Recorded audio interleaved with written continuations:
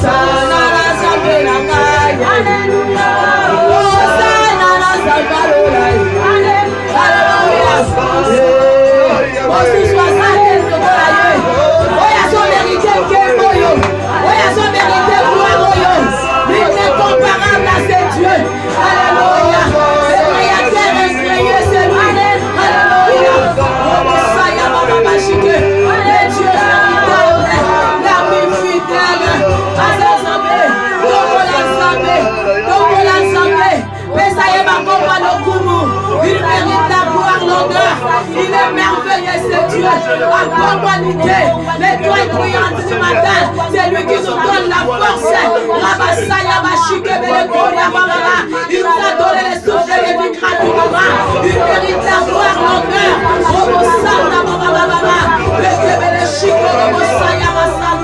Tu es merveilleux, Seigneur. Oh, mon âme t'adore, Jésus. Mon âme t'élève en ce dimanche. Mon âme t'exalte. Oh, c'est que le chita,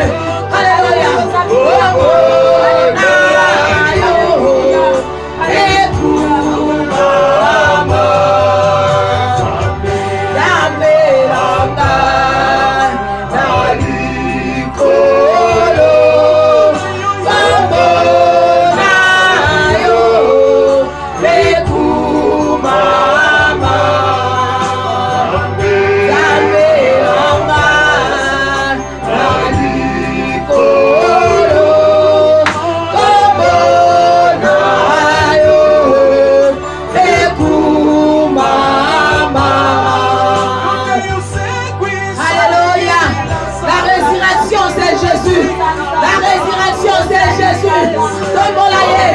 Tombolayo. Ekumama. Alléluia. Bataille la bateau bazala dessus. Moto akolomana lelo obia kobombwana. Tombola miswe pai na oya kela likolo na se. Alléluia. Le chef de bele konto ya basaya baba baba baba. Damelanga. Alikoro. Tombola yo. Ekumama. Damelanga.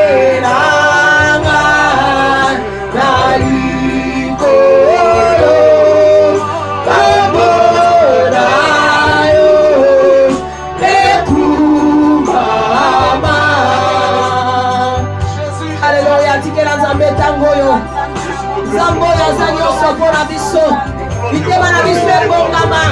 Mpona koresevoir liloba kokuta epai na ye. Ozotikela ntango oyo aza liloba na bomoi. Il a élevé sa parole et la sa renommée. Et moko nzambe oyo aloba na biso na dimanche lelo. Oza na nsima ya pamba nzambe asalela. Nzambe asala na nzela maloba na ye. Abimonisa makati na biso. Atindaki liloba na ye, liloba na ye ebikisaki ekambolaki. Liloba na ye ya dimanche lelo ekangola ebikisa epambola esala mosala na mokati na bato na biso. Azali nzambe. Seigneur, totikeli yo ntango oyo papa. Totikeli yo ngonga oyo Seigneur. Oh, ta parole est la vérité. Liloba na yo nzambe monisama na dimanche lelo. Seigneur, je suis l'instrument que tu as choisi. Seigneur, pour partager et propager ta bonne nouvelle en ce dimanche, papa. Laisse que cette parole, Seigneur, qui sortira de ma bouche, Seigneur, trouve la bonne place dans le cœur de tout un chacun, Seigneur, qui va entendre ce message, oh Dieu. Manifeste-toi, Seigneur. Agis puissamment. Entre en scène, oh cher Saint-Esprit. Glorifie Jésus dans la vie de tout un chacun de nous, Seigneur. Nous sommes là dans ta présence pour t'écouter. Nous sommes là dans ta présence pour t'adorer, pour t'élever, Seigneur. Écouter ta parole, Seigneur, c'est une sorte d'adoration. Voilà pourquoi mon âme te bénit. Je t'élève, Seigneur. La bougie pour yon tombe, ma Seigneur. La bougie pour yon mon à la oh Dieu. Monisama na dimanche lelo. Monisama na dimanche lelo. Nazako contrecarré. Madame Magnon sorcellerie diabolique. Oyo diable a préparé la dimanche lelo. Et ça l'a néanti. Au nom de Jésus. Na brisé mi témoignage. Ya ma banga. Oyo ko encore recevoir tes liloba. On a dimanche lelo. Et ça l'a détruit au nom de Jésus. Cher Saint-Esprit. Alléluia. Alléluia. Ça l'a lèvre na gonga oyo. Na motema ya moko na moko. Oyo ko yoka liloba oyo. Kobanda na ngai yo na telemi. Mais la ndeko nyonso ko recevoir liloba oyo. Seigneur, merci. Tu es là. Tu es là, Seigneur. Dans la confiance dans yo na dimanche lelo.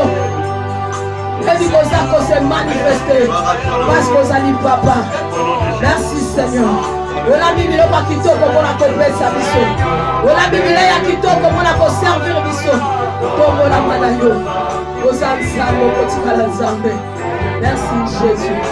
Merci Jésus. Merci Jésus. Merci Jésus. J'étais malade, tu m'as touché. Que ton nom soit magnifié.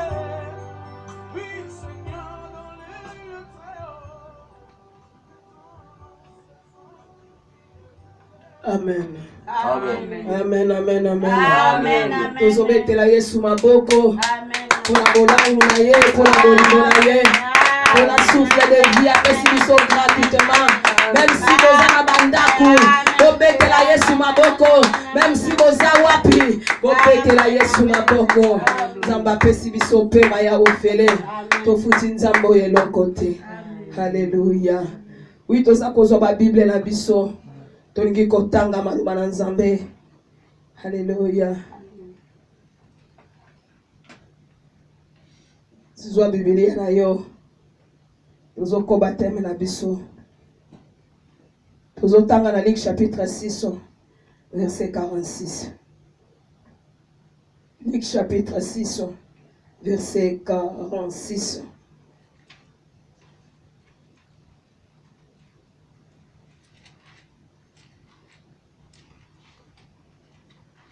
Luc 6, verset 46.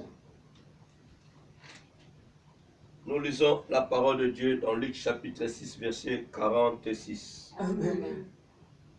Pourquoi m'appelez-vous Seigneur et ne faites-vous pas ce que je dis?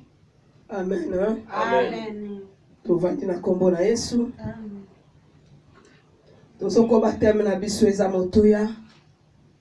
Oyo nkolo apesaki biso. Suis-je vraiment un vrai disciple de Jésus-Christ? Suis-je vraiment un vrai disciple de Jésus-Christ? Naza penza moyekoli ya solo ya nkolo Yesu Masia.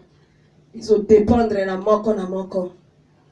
Parce que moyekoli vendredi tolobaki asa oyo asa komekola oyo ezali maître na ye. Est-ce que réellement biso toza komekola oyo ezali Yesu oyo asa maître na biso? Et tozwaki oyo Nzambe esengelaki apambola biso. Et lelo toza ko continuer thème oyo Nzambe alingi lisu kopambola biso na dimanche ya lelo. Alingi tozala attentive parce que Nzambe asalaka na mokolo na lolenge na ye. Balobi à chaque jour suffit sa peine. Et Nzambe ayebelo koni alingi kosala na dimanche ya lelo. Azaka na posa écoute na biso po Nzambe asanini asali la biso. Touti kotanga na Luc chapitre 6 verset 46. Mose na Nzambe tangi. Seigneur azoloba na biso. Pourquoi m'appelez-vous Seigneur, Seigneur? Pourquoi m'appelez-vous Seigneur, Seigneur et vous ne faites pas ce que je dis? Kolo azo réclamé, kolo azo regretté. Pourquoi tozo bengen kolo? Pourquoi tozo bengen Nzambe? Pourquoi tozo bengen mokonzi? Mais to sala kate oyo ye azo senga biso, azo recommander biso to sala. On ezali ya motuya soki Nzambe eza regret mobimba oyo nkolo amonisi eza pasi mobimba susi ezalaki kati na ye abimisi yango libanda. Oyebi papa oyo azopesa mwana na ye conseil eke mokolo nyonso azoloba na mwana oyo eloko kaka moko mwana wana bandelaka ngo azo répéter kaka ba même bêtise esalaka papa wana pasi. Au monde entier kokoma na niveau koloba ne maloba moko. Mais pourquoi on dirait naza papa na ote? On dirait naza moboti na yote. Pourquoi na lobaka no eloko yo? Osalaka yango te, osalaka le contraire ya ongai na lobaka na yo. Alors eza regret oyo nkolo abimisaki. Eza souci o ezalaki kati na ye. Abimisi pona kotalisa ke bino bato bozolanda ngai. Bino bato bozobenga maswa disant ba disciple na ngai. Mais bozo sala te oyo maloba na ngai elo. À quoi bon tozo sambela? À quoi bon tozo linga kozala ba disciple na nkolo? À quoi bon tozo landa Yesu? Soki azo porter biso eloko te. Nkolo oyo toza kolanda tolanda. Aloba na biso ba oyo balandi ngai bango wana bakokonta na bokonzi ya likolo. Aza la vie éternelle. A prometa biso royaume oyo eleki ba royaume ya mokili oyo. Tozo mona roi na kata royaume nazo kufa. Tozo mona reine na kata royaume nazo kufa. Ba prince bazo kufa. Mais oya biso azana bomoy. Amen. A prometa biso esika kitoko ya fanda. Alobi akofanda pe na biso. Esengika na biso to sala part na biso. Poto koma bisika oyo ye alobaki na biso alaka biso. Bisengo nyonso ezozana ngona mokili ayo ekosila ekotikala. Mais ça ne sengo moko. Oye kozala libela na libela. Oko bakoki koyeba ko ote biso yango te. Eza la vie éternelle. Eza na gloire Nzambe. Nana okende kolongola mpaka moko. Na sena makolo Nzambe oyo aza ko adorer ye jour et nuit. Mutu aza na makoki okende kolongola ye kuna te. Amen. Mutu aza na makoki okende kolongola anjo oyo te agumba melaka Nzambe na lola mukolo nyonso. Mais mutu akoki kolongola awa na mabele. Parce que zo tambola mabe. Amen. Tala ndenge diable azosakana na batu. Ayibi mutu mwana, ayibi mutu papa, ayibi mutu mama, ayibi mutu ndeko. Soki mutu wana zana Nzambe te bakoyiba eboye. Ozoleka na nzela bayibi yo. Pona nini oza mwana na Nzambe te? To oza mwana na Nzambe mais ozwaka no Nzambe na serie te. Amen. Alors toza komi tuna o nkolo azoko tuna biso. Est-ce que toza vraiment ba vrai disciple ya Yesu? Pour ceux qui toza ba vrai disciple ya Yesu. Pourquoi tozo sala te oyo yaza kosenga biso to tosala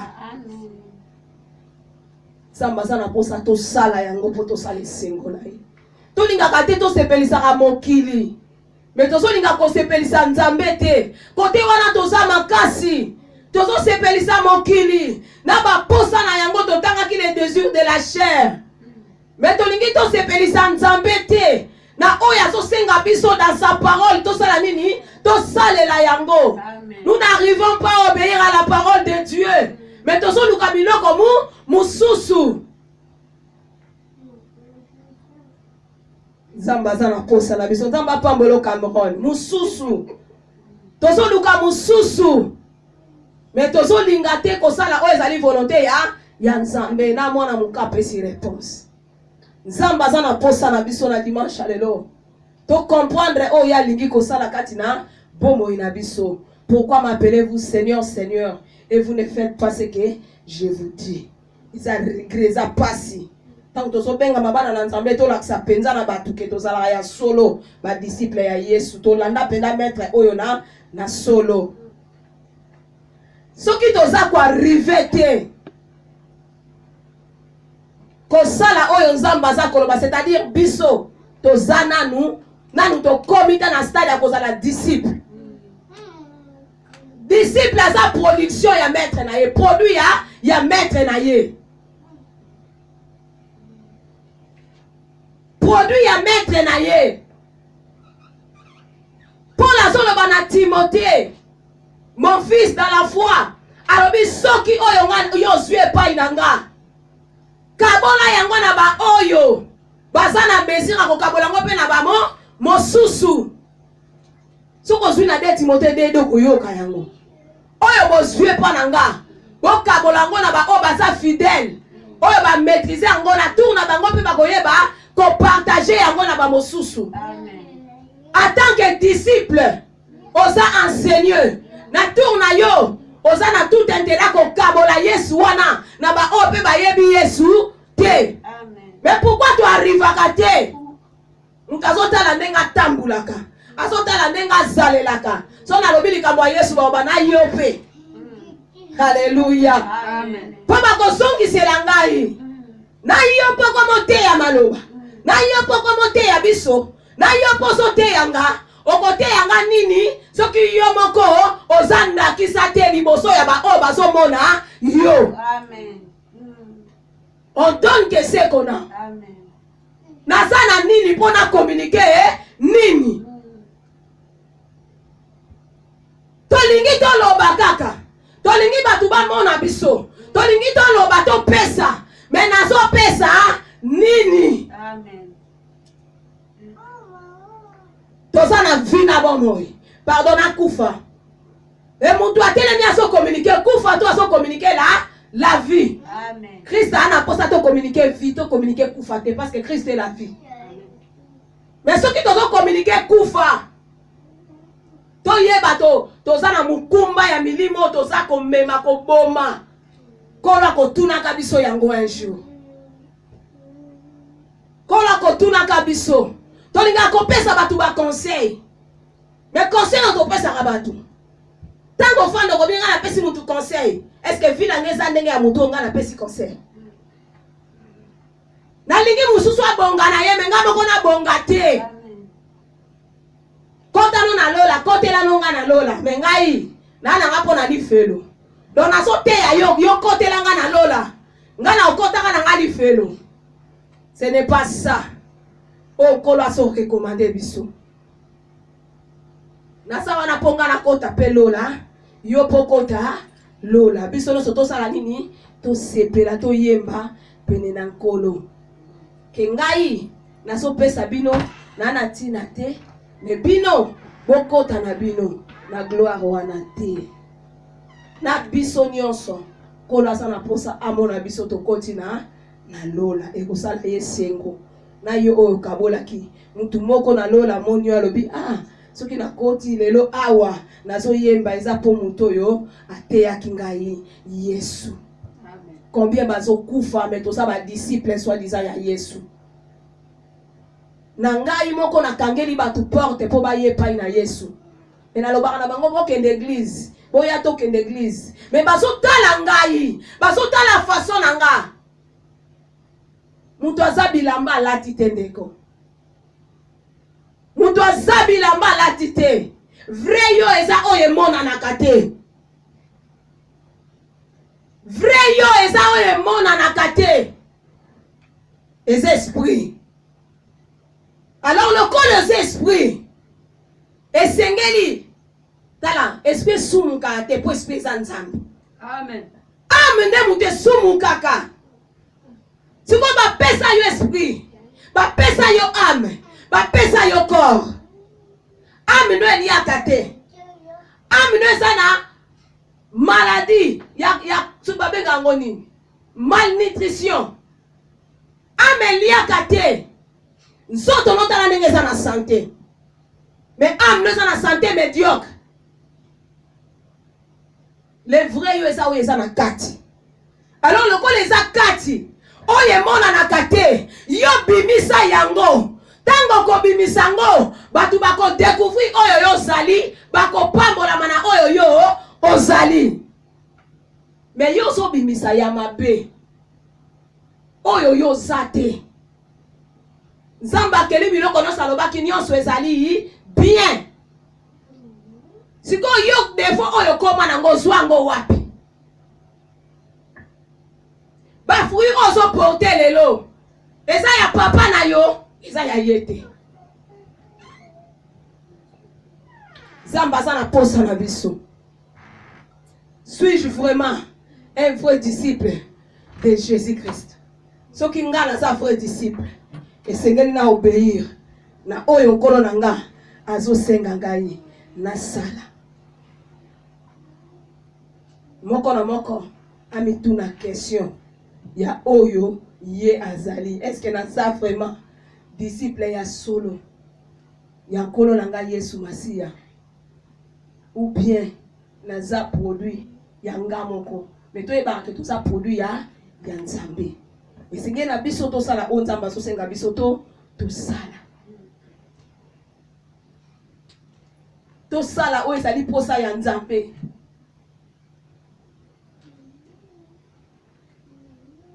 Oyebi eza leloko moko esalamaka na mokili mais eza mingi te. Bazoloba na biso un être humain akoki kopesa naissance te na oyo eza animal. Amen. Okopesa naissance te na insecte moko boye. Parce que yo sa mutu okoproduire mutu. Okoproduire mutu. Mama abota yo, ba mama babota biso parce que baza batu. Mais ce que mutu azobota nyama, eza le contraire à volonté Nzambe. Amen. Nzambe aza na posa mutu abota mutu. Yo mutu basali yo, obala na muninga no mutu. Ozala mwasi na mobali na mutu. Mais yo lingi na mbwa. Soko boti mbwa. Nzambe mukatini obota mbwa. Eza yo mutolukyo kende kobota mbwa. Amen. Parce que on dépassé limite na yo en tant que mutu. Nzambe apesi yo ba désiré zala na muninga no mutu. Mais yo lingi orientango epa na nyama. Alors mutu esengela bota mutu. Yo siko mwana Nzambe esengela bota nini? Yo disciple ya Yesu esengela bota nini? Amen. Bakoyeba un bon arbre par ses fruits.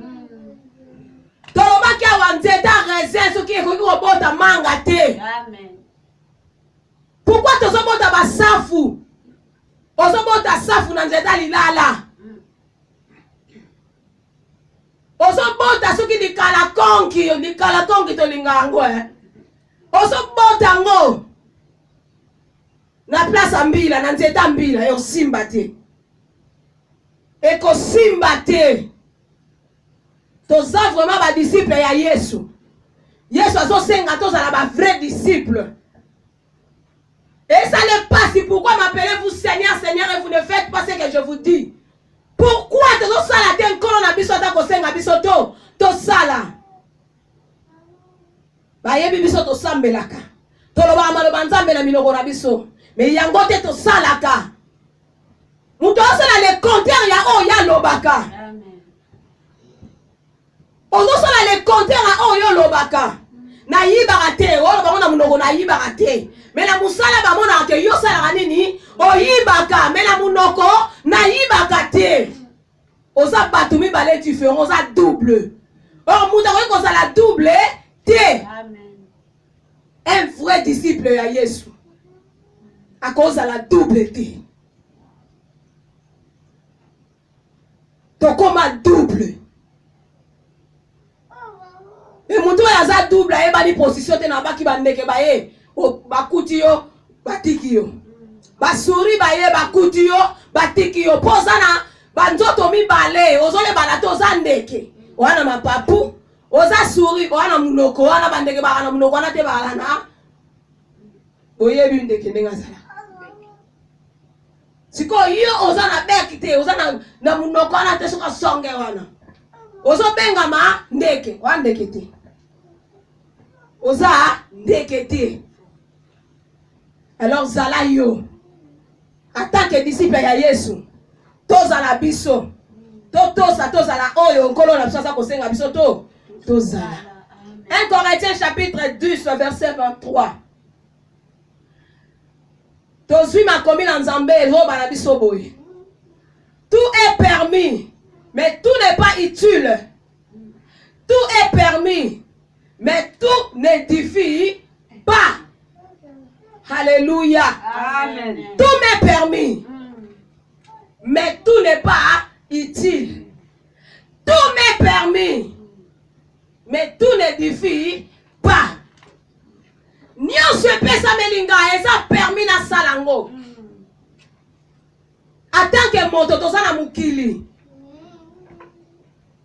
Epesa melinga opportunité na salango. Nyonso eza liboso na nga. Na salanga na makoki ya kosalango. Mais balobi tout n'édifie pas. En tant qu'un disciple de Jésus-Christ, nyonso na koki kosala. So eza nango mabe koedifie mutu te. Ekoedifie mutu te. Eloko nini osalaka ozomona ke yo mo pena ngo osala boedifie nango mutu te. Nakoki oteya mena te iti na suka na edifie mutu te. Parce que maloba na nga nazoloba ezobima mutu azotala nga. Ndeko tokomunika ko tozanango. Amen. Tokomunika ko tozanango. Okoko pese loko moko boyo ozanango te. Na bo moto boyo tomona na osala. Na bo moto boyo tomona ke nazo pesa. Mais réellement bato bazo recevoir eloko te. Amen. Bazo recevoir eloko te. Donc na telemi na gangi na suki si lokola un perroquet. Mais na sali eloko te. Parce que édifier mutu te. Alors tokoki ko édifier batu na comportement na biso. Tokoki ko édifier batu na ba acte na biso. Tokoki ko édifier batu na façon na biso ya ko marcher. Na façon na biso na langage na biso. Tokoki ko édifier batu. Mais pourquoi toza ko édifier te? Parce que balobi tout m'est permis hein. Tout est permis eza nango wana. Na koma kosala na nga nyonso. Na koma na nga madame tout le monde monsieur tout le monde. Donc moi édifier mutu ezate. Parce que na copia marque ya batu mususu na komisa ngo marque na ngai. Ok nga naza na caché. Oyo nkolo marka. Balobi toza ya ye toza ka marqué na so. Oyo Yesu a marka biso. Amen. Siko yo marque oza nango ya nani? Usotika vrai marque. Okenda ko luka. Tala, mukalingi kana la Adidas. Mais Adidas ya faux père la kati. Ezala rapé. Mutu azwi anga beto na dessin na ya combien ngo Adidas. Mosomo na ngo fra Adidas, c'est Adidas te. Mutu ayebi pena bike oyo. Ata ba beza verset c'est ça na oya. Te bazuka caché ba bambi. Siko yo koma otambula ndengo ana. To ba photocopie te to ba original. Pourquoi lingo mi komi sa photocopie? Amen. Tikala yo, tikala original. Denge nzamba kela yo. Tiko logo tamakamba tata anola taka. Zala un vrai disciple ya Jésus-Christ. Tout m'est permis. Mais tout n'édifie pas. Nous se pesa melinga mais ça peut édifier nango te. Ce qui ça peut édifier te pourquoi ngana ko sala yango. Tala makamnyo so sala ka ce qui édifie nango ba te banda ko kabwana nango en tant que disciple. Ya Yesu. Soko lingi victoire. Soko lingo kende liboso na Nzambe. Longola biloko eza ko empêcher yo. Oyo eza ko édifier nango te. Tozana posa to pesa le meilleur. Ozana poso pesa le meilleur. Longola biloko eza ko empêcher yo po pesa le meilleur. Amen. Ozala kano déjà meilleur. Ozala kano déjà bien. Mais biloko yo sala ke édifier batu te. Longola ngo. O ko édifier batu. Évangile ne kozala puissant parce que ozo longola biloko oyo eza yango te na kati ya vina na yo. Olingi yango. Olingi yango ndeko. Olingi makambo Nzambe. Moza ko édifier te. Longola biloko wana o eza ko kanga yo po eba ko édifier batu. Nzamba zolokumu. Amen. 1 Corinthiens chapitre 6 verset 12. Elobika keloko moko. Mais yoka loka mutuya. Tout m'est permis, mais tout n'est pas utile. Tout m'est permis, mais je ne me laisserai à servir par quoi que ce soit. Alléluia. Amen. Tout m'est permis. Alléluia. Nyonso eza utile. Salango. Mais na komitika te. Na salela nyonso ngana na lingi. Eloko nyonso ekoyela nga. Opportunité nyonso eko se présenter liboso na nga. Esengeli ka na salango. Non. Non. Je ne me laisserai pas. Je ne me laisserai servir par quoi que ce soit. Na komitika te na sala eloko nyonso na lingi. Lelo batu nyonso. Lokola na sana mboka wana il faut intégration. Oko s'intégrer eloko nini? Amen. Eloko nyonso so mo eza nango permis. Mais est-ce que lobi na ngana s'intégrer eloko wana? Amen. Lelo na bandaku nyonso kokende. Muto aza na ndaku na ye ana mwa bar na kata ndaku. Yo en tant que disciple de Jésus-Christ. Eza permis pour ça la bar na ndaku na yo. Mais ça utilité. Okoki komitika tie. Kenga pena sa la bar lokola na oke na bandaku nyonso bato sa la bar. Ba bar. Otama kwe moko ya bar. Oyeba kotia ba verre oyo ambeli rango bien mais na kati ya ndaku. Ndaku moko. Balobi na munoko yo. Maya kitoko ezo bima. Peka na munoko na maya mabe ezo bima. Na ndako bonzambe ezo bima. Kana ndaku wana pe diable renyaka. Asala pe ya ye esika. Amen. Tout m'est permis. Mais tout n'est pas utile. Et na komitika te na sala nyonso ongana na lingi. Bako yela nga ide. Eza na ngo bien po na bango. Natali yango pekoza na ngo bien. Bota na mubali atao babali na bango yote. Mais ça permis. Na bota na nga na mubali. Est-ce na komitika en tant que disciple ya Yesu na kendo bota na muto ya pesi linga doti te. Amen. Na kena anga ofele ndengwana. Balobi soke komela yo sala kerere. Yambala oyo. Ezale lamba ya sika. Ezale lamba ya nkembo. Amen. Ezale lamba ya nkembo. Soki nazalaki na honte, sengeli honte wana elongwa. Amen. Bango nyonso babotisa nga te. Soki 3, soki 4, 5 babotisa nga. Babala nga te. Benzamba kopeswa ata mutu. Oya konore yo abali yo abosani kozana bana soki 3, soki 5, soki combien. C'est la vérité. Zamba za capable. Amen. Na mona mama ya 60 ans. Babala ye pas un pasteur. Babala mama wana. Babala mama wana. Aza respecté na ndako mbali na yo. Bana na yeba sepelaka na papa wana. Zamba pambola papa wana. Mama wana zaki mama ya muninga ya papa Samba. Zambe azwande kumubali wana.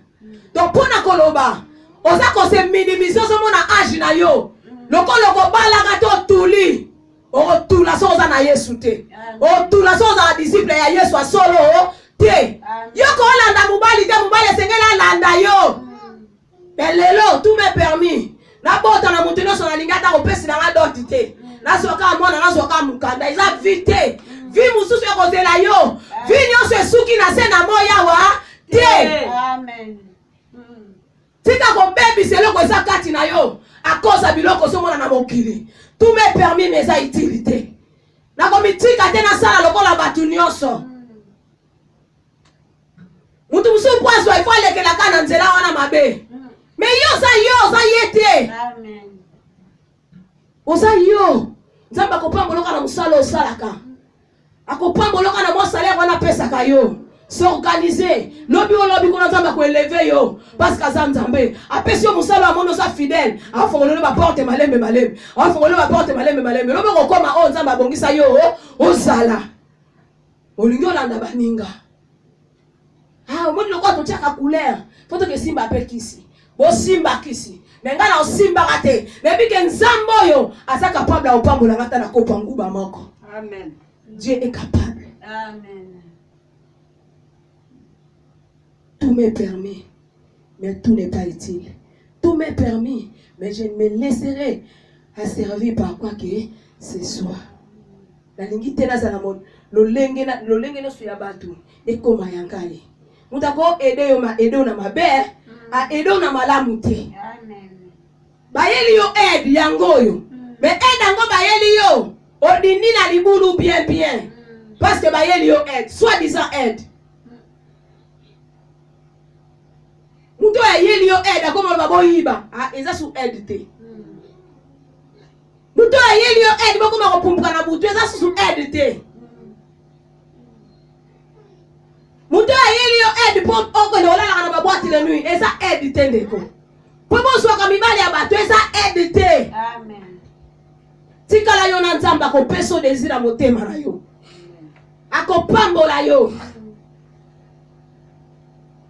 Na ebite ndeko mwasi so landanga na dimanche lelo prière no ezala nini. Tonde ko pe mubali prière no ezala nini. Ngata una sokola na pesa ka témoignage na loba na Nzambe te pianga mubali. Na loba ngote.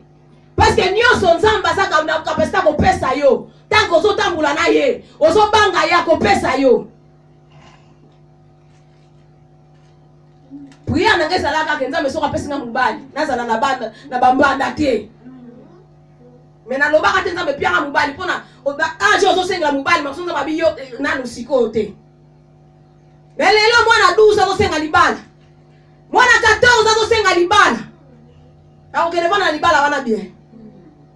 Okoza pe ba msusu na 30 40 ans moza immature. Ba opeso libala ngo okokovanda na ngote. Okoka ko batela ngote libala za ya batu ba kola. Mutu msozo mone mukema akola. Amen. Akola ko batela libala de bien. Amen. Yate mubala bimi e pala tishipa bimi. Bomo yo bima kinga na kwande lona ndaku ngape na sai nini? Na bimi. Mozo batoko za mwasa libala. Oza disciple ya Yesu. Yope mubali so balaki mwana batu. E komo tike na ndaku. Oyebiteke ngai na balaki. Otiki ye. Oke no beta bale so disa bale. Oke ne kuno so kokota na 3 heures. Mozo bateke za responsabilité no balaki mwana batu. Amen. Nyonso eza na ngo permis mais eza utilité. Eza utilité pour ngana salela yango. Voilà pourquoi tous la ba vrai disciple ya Jésus-Christ. Ce qui toza ba vrai disciple. Toko sala te nyonso batu ba salaka. Toko landa batu te na mabe na bango. Mutako yelo aide. Mais aide à quoi porter yo. Jugeango selon la parole de Dieu. Otalango si réellement oko bimali banda ya Nzambe te. Tout comme oko tikala na kati. So moni ke za ntelo ko faire avancer yo. Soit conseil wana salela. Mais so moni za ntelo yo e ko écarter na volonté Nzambe. Soit conseil wana écarter pe yango. Amen. lelo tolingi tosala mpona sepelisa bato ata conseil apesaki eza nango mabe na adopte yango kaka ndenge apesaki nga nasalela yango. Nzambe aza na posa tochange tozala ba vrai disciple ya Yesu, tozala baintègre na marche na biso na ba acte na biso, to influencer, to impacter na milieu na biso bisika tokozala to impacter. Tant mutu azomona yo réellement anakanga mutema mpona ndeko wana, nakanga mutema mpona ndeko wana. Oyebi nga ntango nazokola eza na bato ebele bazala loba yango toyebaka age ya mwana mwasi oyo te. Nalinga nanga bajeni navanda nanga esika bajeni fille kaka baza te. Po bajeni fille ya lelo bofandi makambo moko asali te kobimaka na kati. Donando ninga esika mikolo baza. Nazwa pe conseil ya bien. So namoni pe bayaya wana. Ila na bayaya musuna bakartie bakabela bana bato mibali. Batengama. Do bavandaka bango baza wana bazo derute kaka bato. Bana bato mike bazo kufa na balongolaka basemi me bango balaka wana ba ekoko tingi. Eza ne bela bato bazaka bongo. Alors na sotala soki yawe est différenté. Na koza na été. Na koza na été. Fona kama na bato na somona ke baza bien. Na olongola pe kiti na biso te na kefanda na lupango bato nazo lexatango na masolo e komelanga te pona kola pe bongo te. Malamu na ana likamba osala te na kota na chambre na biso na lala. Na lala na nga pongi. Pona ne loko osala te keneke no kusumuka pamba na bacoin. Batu baso tala yo. Mais lelo nazanda kisa pe ya batu ebele. Mubali natiki ye 11 ans. Ba mususu babala mubene sa bala na ye. Mukola okomela nga obia obenga nga lobi na bala. Baleki na ngape bazali na poto. So pa bali ba oyeba ke abali. Bande kona nga baza. So ka bali wa bisanga ya mubali na yo abala bon. Ngape na tukinzela na ngana mususu. Mais tant que muto asiranga lobi na ngake na nanu na bali te na kobala yo. Ndeko. Eza pasi batiki yo pe na belle famille. Siko yo oyela batibele batika mo pe na belle famille mais babimaka. So koza disciple ya solo. Zalanda kisa. Impacter bato baza pembeni na yo. Na zalanda kisa pe ya bato ebele. Lo lenge nanga kokolela. Bato ebele bapambola manango. Bato bapambola maka epa na yo ne loko nini. Amen. Ozanda kisa ne loko nini. Yonda kisa ba boîte de nuit. Yonda kisa ya milangwa. Yonda kisa ya ba miniship. Yonda kisa ya kopesa kabana batuma mabala takutu mubali yango asa soki ndenge nini. Webi photo kebaka. Surtout na ba monde ba musicien. Leki na mbala ya lobi ya ba kabele biso mwasi moko. Mama wana sala rage auto kufa kala te na potwa. Donc ba jeune garçon ba yaka ba no pesa bango mama wana. Mais maman na zana malade ya boma pe ba jeune ebele. Pona nini balingi bazala na mama na mukolo bango pesa mukanda ndeni. Po mutu aleka po mama na kufundile nzela. Ok boza komikanga na ba malédiction. Tala vie oza komeni. Est-ce que ozanda kisane loko ni? Kola lobito za ba banda kisa tanke ba disciple ya Yesu. Zalanda kisa na marche na yo. Zalanda kisa na comportement na yo. Zalanda kisa na ba acte no ya opposé. Zalanda kisa na ba langage na yo. Donc contrôler marche na yo pour être ozala libaku pour na batu ebelete. Sambelaka. Zaka na ba conseil kitoko. Mais ba tala mutaka na ba conseil kitoko. Ye moko vika ka viongolo. On donne que c'est qu'on a. Yesu azana posa tous la ba vrai disciple na ye. Tozui 2 Samuel chapitre 11. Et ça verset 1er tina 26. Et nazaka na ba verset moko ya kutanga. Papa tangela biso.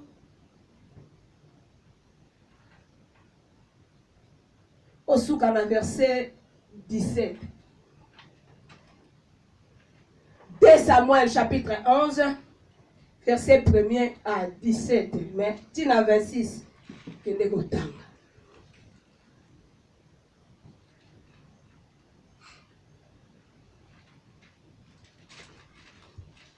tozozwa babiblia na biso ezalaka mpe na bible na yo toza na ndaku eza malamu ezala mondimi ya bere. Nous lisons la parole de Dieu Amen. dans 2 Samuel chapitre 11. L'année suivante, au temps où le roi se mettait en campagne, David envoya Joab avec ses serviteurs et tout Israël pour détruire les fils d'Ammon et pour assiéger Rabat. Mais David resta à Jérusalem. Un soir, David se leva de sa couche et, comme il se promenait sur le toit de la maison royale, il aperçut de là une femme qui se baignait et qui était très belle de figure. David fit demander qui était cette femme, et on lui dit, n'est-ce pas Bathsheba, fille d'Eliam, femme d'Uri, le Héthien? Et David envoya des gens pour la chercher. Elle vint vers lui et il coucha avec elle. Après s'être purifiée de sa souillure, elle retourna dans sa maison. Cette femme devint enceinte et elle fit dire à David, je suis enceinte. Alors David expédia cet ordre à Joab, envoie-moi Uri, le Héthien. Et Joab envoya Uri à David. Uri se rendit auprès de David, qui l'interrogea sur l'état de Joab, sur l'état du peuple et sur l'état de la guerre. Puis David dit à Uri, descends dans ta maison et lave tes pieds. Uri sortit de la maison royale et il fut suivi d'un présent du roi. Mais Uri se coucha à la porte de la maison royale avec tous les serviteurs de son maître. Et il ne descendit point dans sa maison. On a informé David et on lui dit, Uri n'est pas descendu dans sa maison. Et David dit à Uri, n'arrives-tu pas de voyage? Pourquoi n'es-tu pas descendu dans ta maison? Uri répondit à David, l'arche et Israël et Juda habitent sous des tentes. Mon seigneur Joab et les serviteurs de mon seigneur campent en rage campagne. Et moi, j'entrerai dans ma maison pour manger et boire et pour coucher avec ma femme. Aussi vrai que tu es vivant et que ton âme est vivante, je ne ferai point cela. David dit à Uri, reste ici encore aujourd'hui, et demain je te renverrai. Et Uri resta à Jérusalem ce jour-là et le lendemain. David l'invita à manger, à boire à sa présence. Et il l'enivra. Et le soir, Uri sortit pour se mettre sur sa couche avec le serviteur de son maître, mais il ne descendit point dans sa maison. Le verset 14. Le lendemain matin, David écrivit une lettre à Joab et l'envoya par la main d'Uri. Il écrivit dans cette lettre, placez Uri au plus fort du combat et retirez-vous de lui afin qu'il soit frappé et qu'il soit frappé et qu'il meure. Joab en assiégea la ville, plaça Uri à l'endroit qu'il savait défendu par des vaillants soldats. Verset 17. Les hommes de la ville firent une sortie et se battirent contre Joab.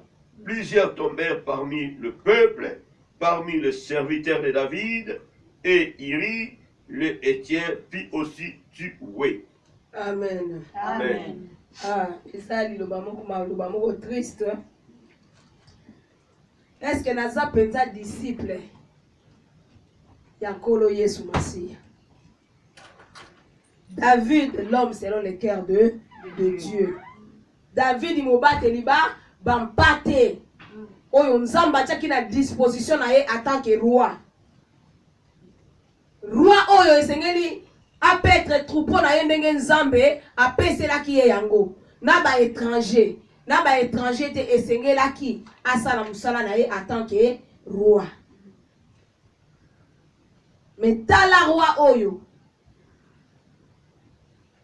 balobi peuple na ye ba soldat na ye bake na front ola soutenir bango ata na prière ola zalata na bango ya atikalaki mais atikalaki po asala makambo ya mabe ozo tambola likolo ya toit ya ndaku na yo omoni mwana mwasi azo sokola. Est-ce que oui otika ye ka bongo te misu na yo ekoko tonda te oza disciple Yesu mais misu eza fermé te oza disciple Yesu munoko eza affermi te ozala brisé te balobi brisement na vie ya un disciple eza eloko moko ya motuya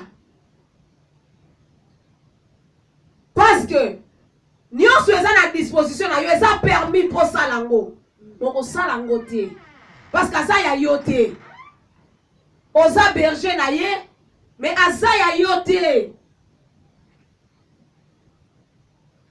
David, l'homme selon le cœur de Dieu, disciple ya Nzambe, disciple ya Yesu, itala côté meni misu eza affermi te tala misu na yo betaka wapi so monika mutu neloko elambo pe na ifo kana latango pokana zweloko moza disciple okobanda kwa mviye biloko okana kite parce que misu no eza affermi te. Amen. Eza na mwana mobali mususu Yesu atalika mwana mwasi akonika kumona simanete so atalika na makanisi akoma kaya ye masaya yote ozo sumuka makomi elobi soki omoni mwasi ya mutotali na mususu so sali adultère na ye na ba pensée. Amen. Alors muto aza disciple ya Yesu sengeli a contrôler marche na ye nyonso maboko misu makolo munoko matoye sengeli ezala affermi. David amati likola toi moni bache bazo sokola na ye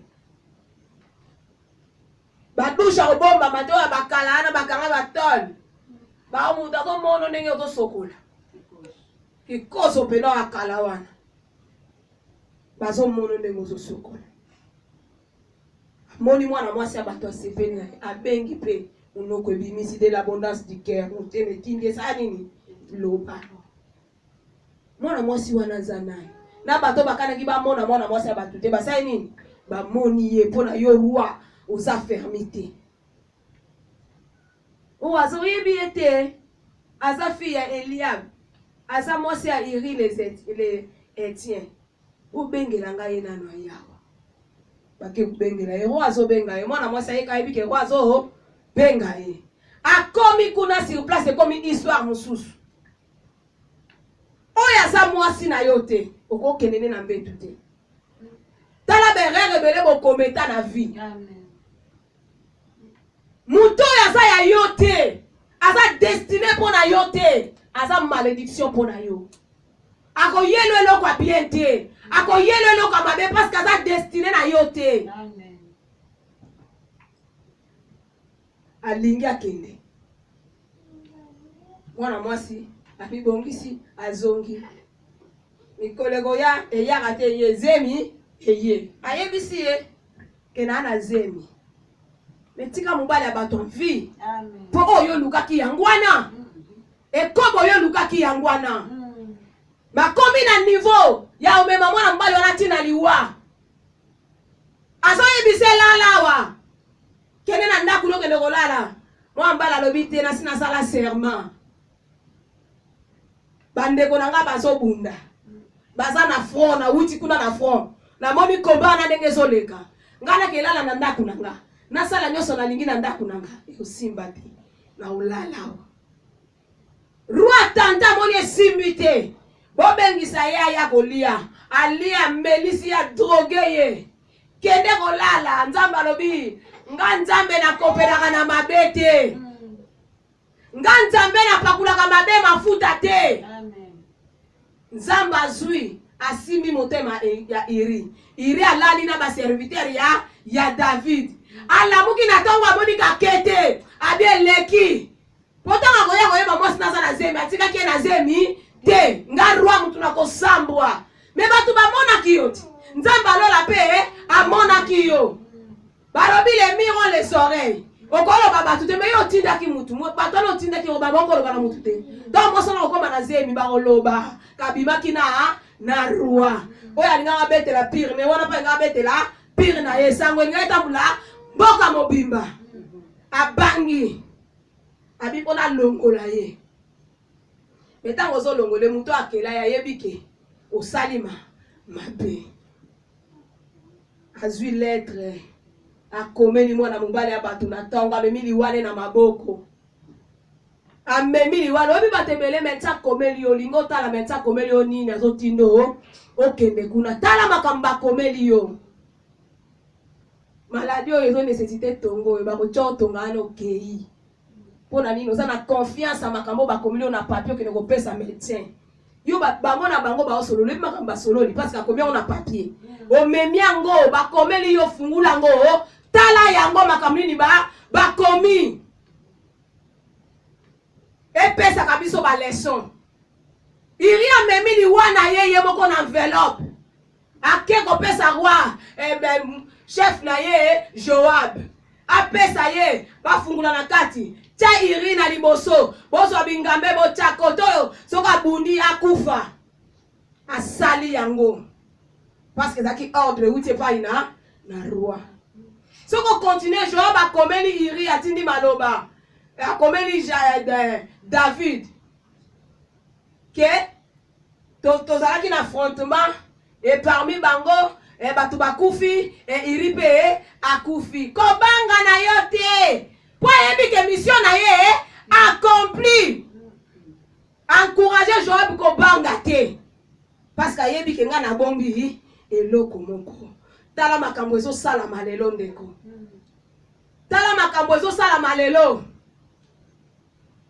suis-je vraiment un vrai disciple de Jésus-Christ naza pena mosali na nzambe oyo na ponama na bengama pona défendre vérité pona défendre évangile oyo ou bien na bengama pona bando boma milimo na bato combien bazo boma combien de serviteurs de Dieu bazo boma combien ya bana na nzambe bazo boma obotola mwase bato fandaka na yaza ya yo obomi mutu wana te obomi ye mais soit disant un disciple de Jésus-Christ. Et quel même Moussika, même les pasteurs, les évangélistes, les prophètes, les docteurs, les fonds, secrétaire na yo, azana fiancé.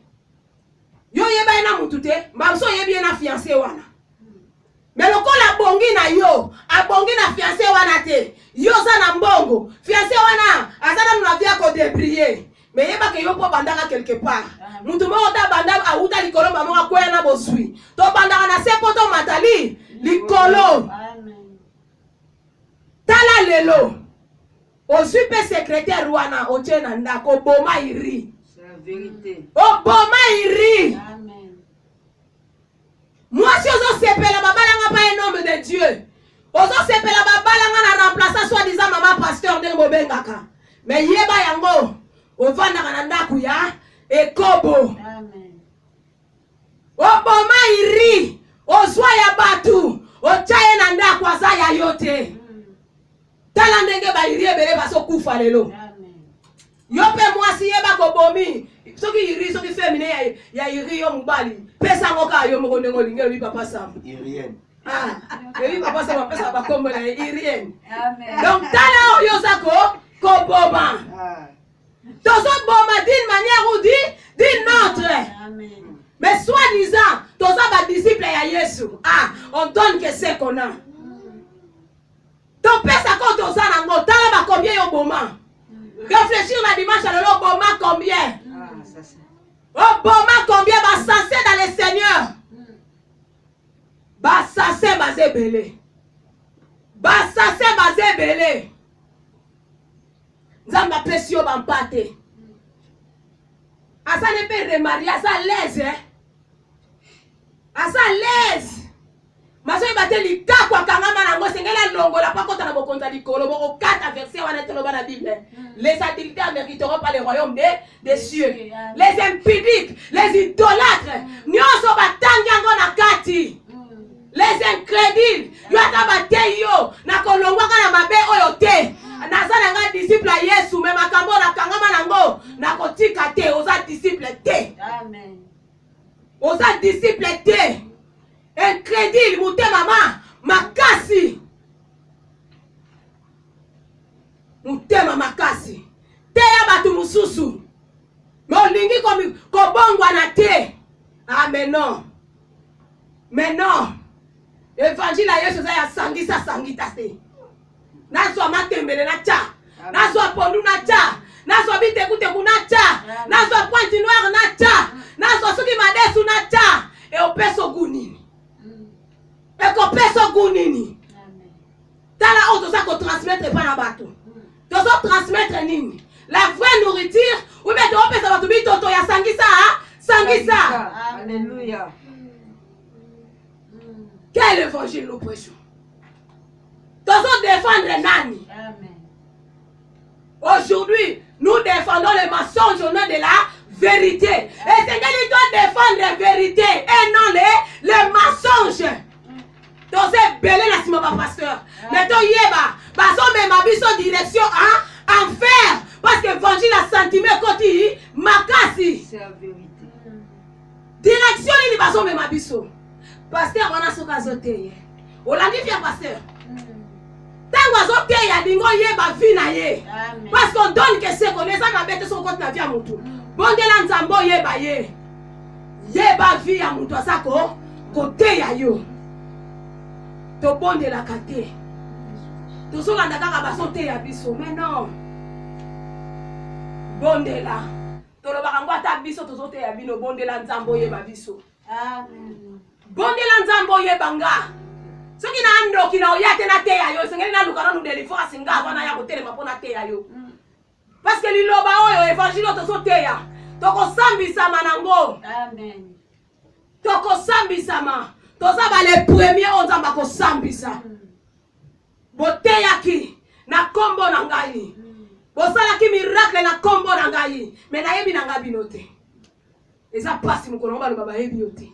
Amen. Ba pesa yo ordre ba bi changer yo bi changement yango te. Ngana kimini kote mususu. O mikangi banda na changement. Bongo le reste ekoya. David amona kasalelo ko pete. Amona kango salelo ko pete. Menza beta ngatali sie gravité likambo salaki. David aleli. David aleli so ke na chapitre 12. David aleli. Nzamba tindeli Nathan. Ke muto saka na brebine moko. Mupaya moko ye na ndakuru ya ndeko mususu. Baswika ka brebi wana ba pesi kuna. Muto wana so merite ni me mutongo za yote. Amimoni kasali buzoba nzamba ebisie. Yo sali yango na kobomba ma. Mengana ko bimisango na misu ya batu. Amen. Sala kana nkuku. Nyoso nkuku na poisa. Mais lelo bana na nzambe bakoma ben sensible. Ata moni na poisa. Aso mona mabe. Masale ka wana. Pasteur mabiso. Akomema to okota na lola na komba ba pasteur tendeko. Pasteur moko to komema mutu na lola. To sa ba berger to so prêcher la bonne nouvelle. Na biso na bino to so sala part. Oye sengeli na biso to hériter au royaume des cieux. Amen. Naso prêcher ba mususu te ponga moko na sala rejeter lobi Paul. Naso sala ponga pe na sala prouver. Amen. Usa disciple ya solo. Tala comportement no tala marche na yo. Oboma ba iri combien? Osolo ba lokuta na komba mutu. Oyo mutu ayebi to bomi yete. Obomiye. Oso yiba mutu. Obomi yete. Obomiye. Mais soit disons ça disciple Il y a Jésus-Christ. Au moment, il rit combien? Osa na réponse. Osa na question, puis osa na réponse. David a bomi iri. Amona kaza iri. Ok, nzambo ya kela iri. Ayela ki. Yo na teli yo basi ebele na tolo na yo. Kaka ya batu wana moko. Ye wana yo mone singelo kidogo zwa. Tala lelo ba pasteur na l'église. Abimana mama oyo mabe. Abimana oyo mabe. Abimana oyo mabe. Ok, ko bala mwasi. Abane ko benga mwasi no mama pasteur. Mais lelo, okata ki mama pasteur na mwasi na yo, akoma mwasi na yo, l'église pe baza basadere, bakoma ko benga mama wana mama pasteur. Amen. Eza passé. Soi-disant, toza ba disciple ya Yesu Christ. Ata to benga mi ba porte. Ata to benga mi ba pasteur. Ata to benga mi soki ba diacre, soki ba nani. Eza ba fonction. To yeba yango biso no toza ba disciple ya Yesu. Et sengeli to sala lokola maître na biso azali. Amen. Aza modèle na biso parfait. Oyo biso sengeli to landa. Nanga na yo mwana na Nzambe. Toza biso no so ba disciple ya Yesu. Amen. Ezaka ministère d'autorité kaboli biso na bino. Mais Nzambe oyo amona kabiso nyonso batu mako. Amen. Ndimi kuto to benga ka bandimi to sala mie ke pasteur o atele bakali liboso. Nzamba zoloko. Amen. Oya zo sala volonté ya Nzambe. Ye wana aza vrai disciple ya Yesu. Pasteur asala la volonté Nzambe. Mundimi azo sala volonté Nzambe koleka pasteur. Yango wana sala volonté Nzambe kote nyonso ozali kolanda no mutu te. Amen. Kolanda no mutu te. Potango zolanda mutu. Soki Paul a comme un niveau koloba so mes imitateurs comme moi-même je le suis de Christ. Ayeba qui marche na ye. Amen. Boko copier mutu na makamuna salita salaka. Tala lelo ndenge komi na ba église. Église anabe ba yo na te. Église truki seti kuna na oyo kuna ba yo kana te. Po ba pasteur ba swana ba yo ba loba na te. Ba ndimi pe ba loba na ka te. Évangile ni to communiquer. Yesu nini tozo présenter batu. Amen. Toza ba disciple ya pa pasteur, toza ba disciple ya Yesu. Ko ba kozala disciple ya pasteur. Na sentiment ezo kosa yo. Porte en fer ezo funga melo malembe malembe. Toza wapi, tozo kende wapi. Tozo kende wapi. L'évangile de Jésus est gratuit. To pesa ngo kana gratuité nango. Mais tozo taxer lango. Mais ne pe tozo taxer lango. Ezo simba pété. Pour ma kamela sezo kene kaka mabe. Jésus-Christ. Aza vraiment Nzambe na biso. Aza penza maître na biso. Toza penda ba vrai disciple na ye. Aye bien. Aye bi ba mpate na kombo na ko. Ayebi moko na moko ne tamboli na ye. Ayebi moko na lolenge na ye. Toko kosaka na biso yete. To lakisa bato elongi nyonso to lakisa na yebi o biso to tozali. Que tu veux vivre na yo malamu. Marche no ezala malamu. Oza na ba ame belo ko gagner na sima na yo. Oza ne belé ya ba ame. Na milieu zali. Oza ne belé na sima na yo. Mais ba ya raté. Ba bongo na raté. Yonde problème. Yonde problème. Yo longola kaka problème wana. Tikela bango nzela ba kota. Mais biso pe lisumu ezala ki problème. Diable ne problème, lisumu ne problème. Rido ezala ki ya kokangama. Moi to kota na présence Nzambe ezate sengele mutu moko ya po rido wana pasuka poto zwa entrer. Siko Yesu aya pasula rido poto kota to komi ba disciple poto kota. Mais biso moko kaka. Ozolinga no kota te. Et tout ça pe ba bolole quand même. Parce que ba pesi biso opportunité ya kokota. Ezo senga biso ka sainteté. Ezo senga biso ka to tambula bien pureté to sala bien. Mais to linga na biso te. tozobanga même côté ya po bato bayebi ke ya te pardon ba mais nzambe ana posa na biso aza na posa na biso tozokende malembe malembe. Matthieu chapitre 19 verset 27 à 30. Papa tangela biso tokende malembe malembe tosilisa na biso totikende na 2 versets. Matthieu chapitre 19 verset 27 à 30. Alléluia. Amen. Nzamba sunga biso. Matthieu chapitre 19, verset 27 à 30. Nous lisons la parole de Dieu. Amen. Pierre, prenant alors la parole, lui dit, voici, nous avons tout quitté et nous t'avons suivi. Qu'en sera-t-il pour nous?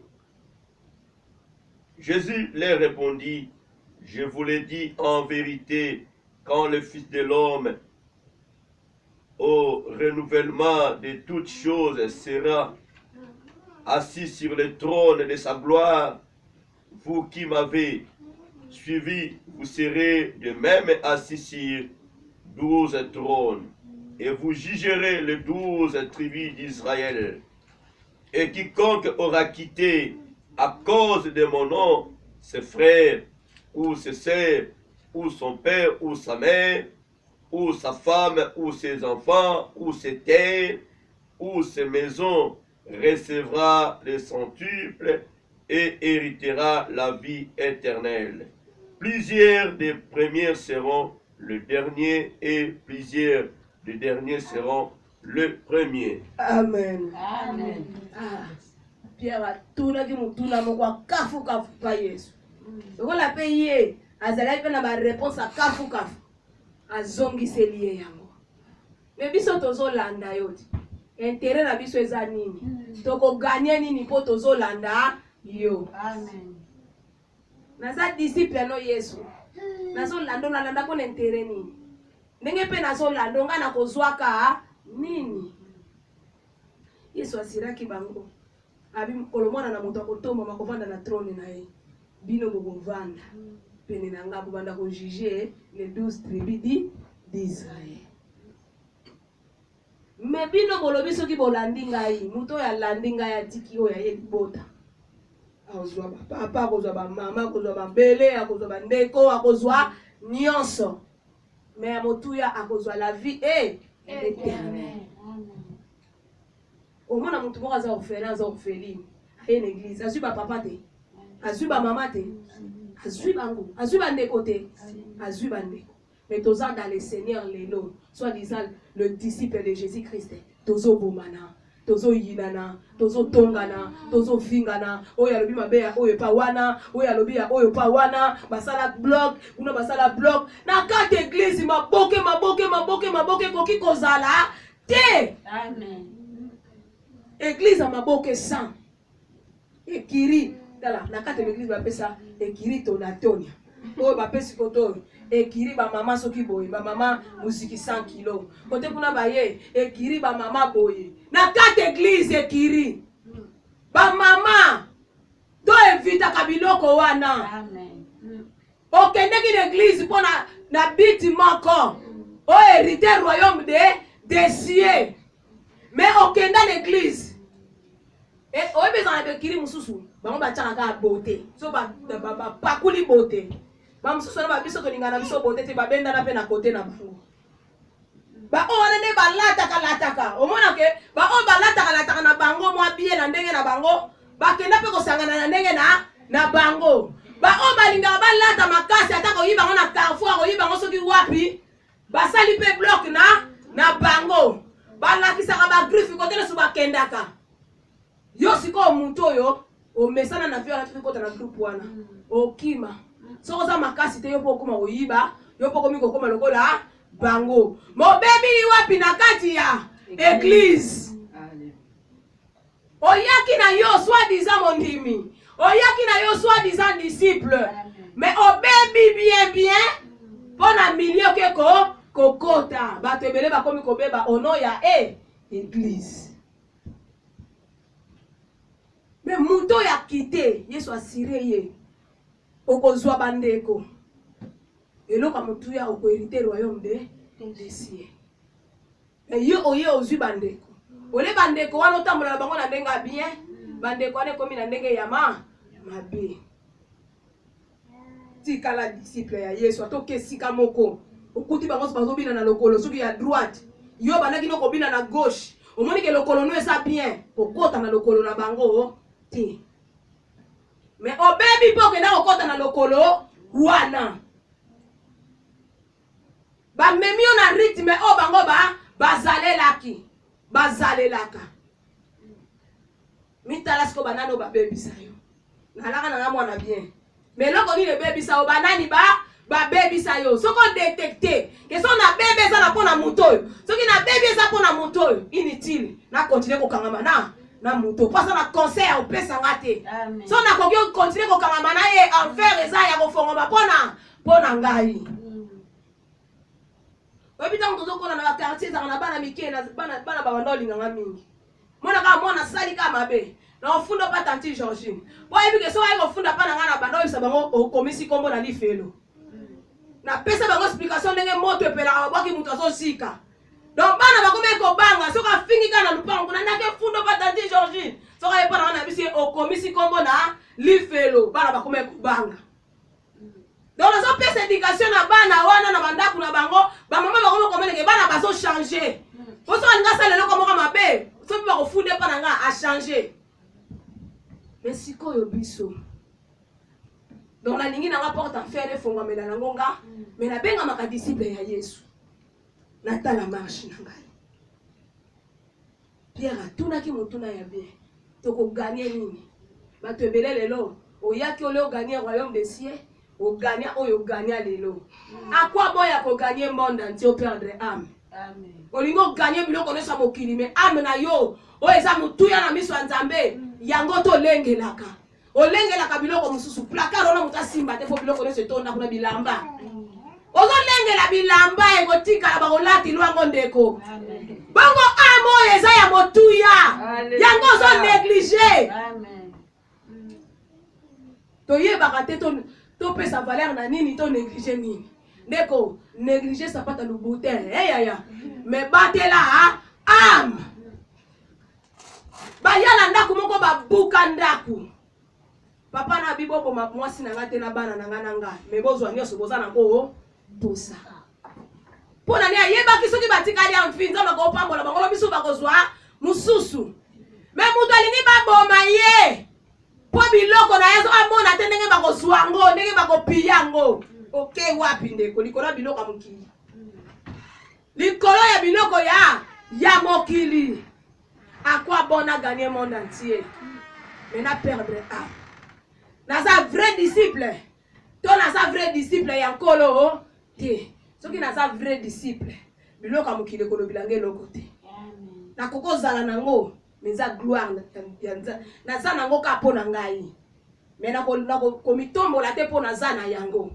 Mutu mususu ngo posa na ka vula mutuka. Tala. Kote kutala lelo nzamba révéler ngam. Likambo moko ya mutuka. Donc on pousse na ka pena mutuka. Ko simba te. Mutuka na muta tutana te. Mais sa mutuka. Tango sobo ya muta tutana. Tango sobo ya muta simba. Na kiti na ngaso ko fandi pupula. Donc na ndako moko keza ko kena ndako na tango vandi kaka. Na suka mutasaya nini? Tango hotele mabuzo azutala bino. Hotele mi kaka a pupuli kiti. Donc au vanda ko ni wena salité au bebisile kiti. Tina niveau ya ndenge wana. Donc biloko komi ko adorer biloko koleka nzambe batela âme na yo koleka biloko no soko zona sena amuri. Zala disciple ya solo. Landa Yesu pamba te. Balobi te ke loko a olandi Yesu oboyi famille. Yesu alobaki na sanso yo muto soka akite. Donc tango olandi Yesu mi pesa bo moino mobimba. Landa Yesu na solo. Ya liboso ezala ye, priorité ezala ye. Mais priorité na yo eza ye te. Priorité na yo eza ye te. Yango Yesu alobi soko landi ngai. Okozwa oyo, okozwa oyo, okozwa oyo, okozwa oyo. Mais ya mutu ya la vie éternelle. Zanga no nyonso mais kozanga la vie éternelle te. Po nyonso kotikala nango awa ekosila nango awa. Okokolia lelo libumu etonda atendeko. Lelo lia ki yango lobo kobwaka ngo. Lobi kuna pe kolia okobwaka ngo. Lobi kuna pe okolia la vie continue. Mais biloko banolia kaka kobwaka kolia kaka kobwaka kaka. Osomona te ke sengeli obatela oyo yo okolia okobwaka kaka te. Parce que liloba oyo komema yo tina bokonzi ya likolo. Mais tobwaka kaka na yoki kaka ta okili te kosila. Elobeli ngelo kote na bosani balobaki nanga nini. Mais ya motuya to kangaka pour esunga biso to maintenir place na biso ya kozala ba vrai disciple ya Yesu. Luc chapitre 9 verset 59 à 60. Luc chapitre 9 verset 59 à 60. Tokosuka wana bona lelo. Tozana na verset mususu kendeka atina Papa tanga Luc 9, 59 à 60. Après, c'est verset 62. Sautez nos 61 au vu 62.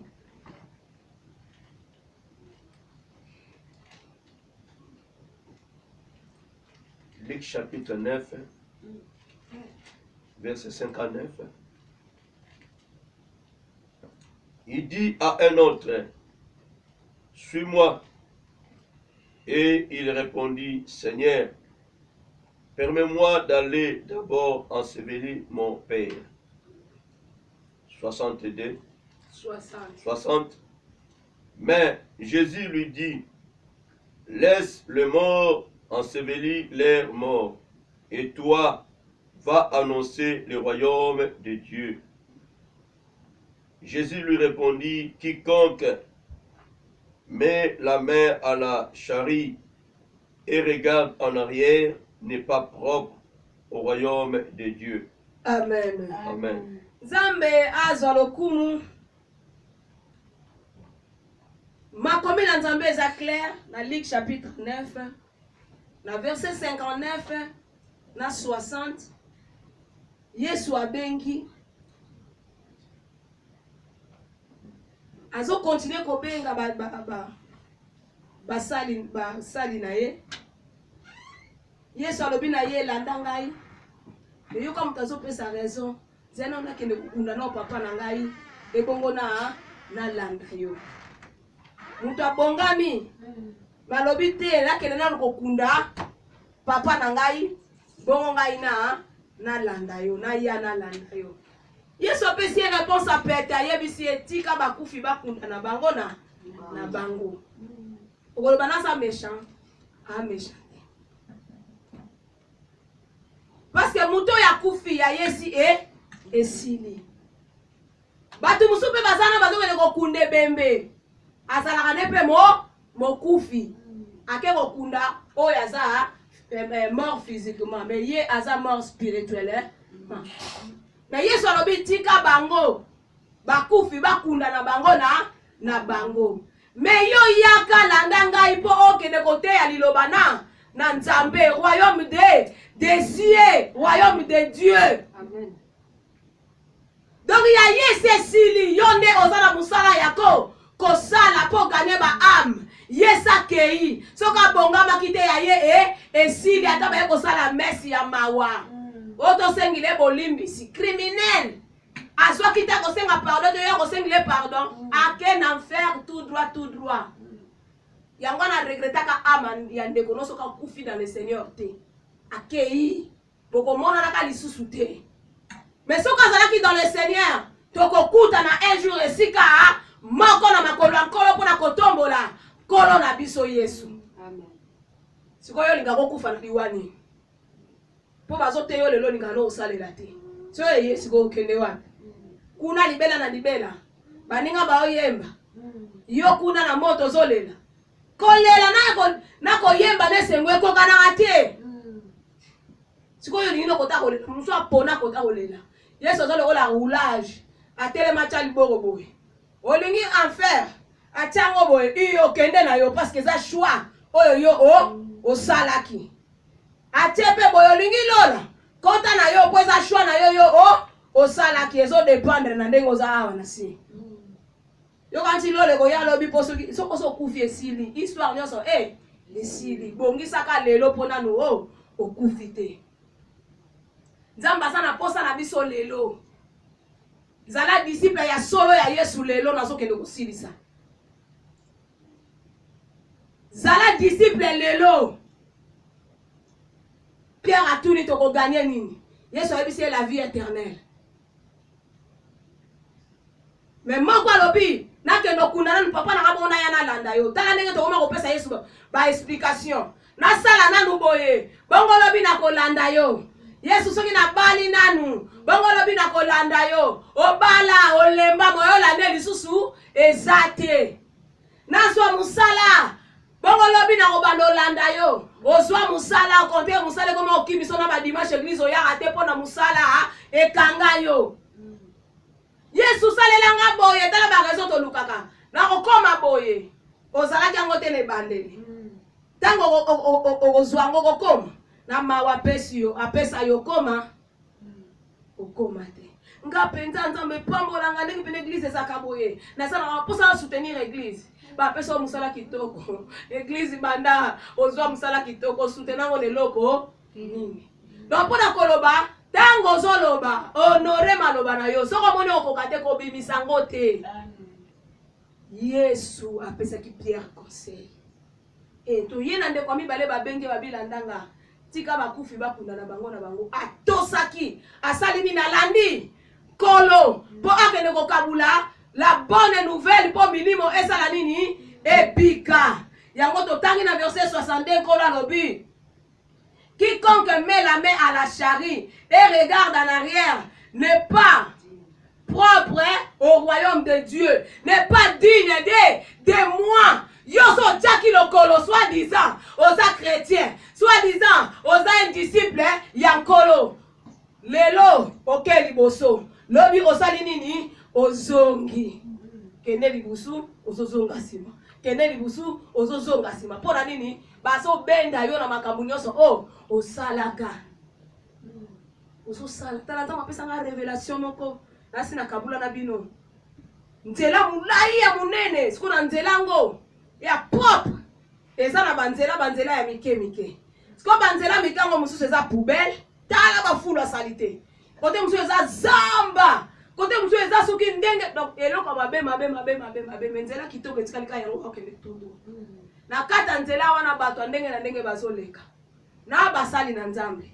Oma mususu biso toloba baza ba grand. Samba tali sangai. Na biba ngoni osote mena mona bilongi bato na mona. Soka komi ababengi ye entel yazo kende kombo ne bimila nzela wana. Tangu bazo benga ye na nzela poubelle. Akoti. Nzela zo continue. Babengi mususu na Zambe. Mentele za tout droit bato bakenda ki batikale na nzela wana bazalaki yako kutanga. Donc ils sont là qui ça. Ndenge toza ko vivre soit disant toza bana na Nzambe ba chrétien, toza ba disciple. Mais makambo to salaka ko benda biso eza ko benda kabiso bazana oyo bozomona bango bazo paraître mais na musika Nzambe sa rejeta bango po bapona ya bango nzela. Est-ce que yo poponi ya yo nzela ou bien ozaka na nzela ya Yesu de Nzambe apambola bino moko na moko asalela liloba oyo touti koyoka. Nazana message moko Nzambe apesa ngai basali na Nzambe o toza komona. Mezana ba musulelo basa déjà na marque ya Satan ba komia na sima na ba beti bango ba cacher na ba veste balata ki na sima ba tango es ya munene.